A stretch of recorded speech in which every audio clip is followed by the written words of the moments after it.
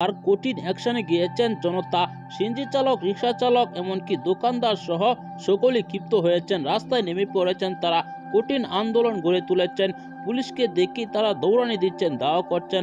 দর্শক, সেই ভিডিওটি আমরা দেখব কি বলছেন সাধারণ জনগণ সহ সিএনজি চালক ও রিক্সা চালক। এই ভিডিওতে আমরা দেখবো আরো কিছু গুরুত্বপূর্ণ ভিডিও রয়েছে এই ভিডিও শেষে।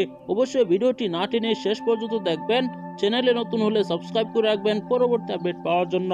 ভিডিওতে আমরা অনেক দিন যাবত ধরে দেখে আসছি যে পুলিশ, এমনকি যারা ট্রাফিক পুলিশ আছে, তারা কিন্তু গাড়ি আটকে তারা চাঁদাবাজি করে, তারা গাড়ি আটকে প্রত্যেকটি গাড়ি থেকে টাকা নেয়। এরকম কিন্তু অনেক ভিডিও সোশ্যাল মিডিয়া আমরা দেখেছি অনেক দিন যাবত ধরে। এরকম হয়রানি ও শিকার হয়ে সাধারণ জনগণ সহ যারা সিএনজি চালক ও রিক্সা চালক তারা আছেন, ভ্যান চালক, সকলে আবার রাস্তায় নেমে পড়েছেন, প্রকাশ্য আন্দোলন করছেন, রাস্তা অবরোধ করে বসে রয়েছেন তারা। এদিকে বিজিবির সদস্যকে গুলি করে হত্যা করেছে বিএসএফ এর সদস্যরা। হঠাৎ করে এই হত্যাকাণ্ডে নিয়ে তোলপাড় সৃষ্টি হচ্ছে। ইন্ডিয়া ও বাংলাদেশের মধ্যে একটি তোলপাড় শুরু হতে যাচ্ছে। ইতিমধ্যে প্রতিক্রিয়া জানিয়ে ইন্ডিয়ান দূতাবাসে চিঠি পাঠিয়েছেন, অতি শীঘ্র একটি ব্যবস্থা নেওয়ার কথা বলছেন তারা।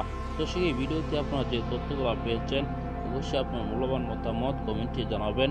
পরবর্তী এরকম ভিডিওগুলো পেতে হলে এই চ্যানেলটিকে অবশ্যই সাবস্ক্রাইব করে পাশে থাকা বেল বাটনটি অন করে দিবেন।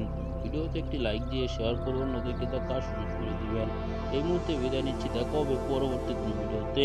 ভালো থাকুন, সুস্থ থাকুন। আসসালামু আলাইকুম।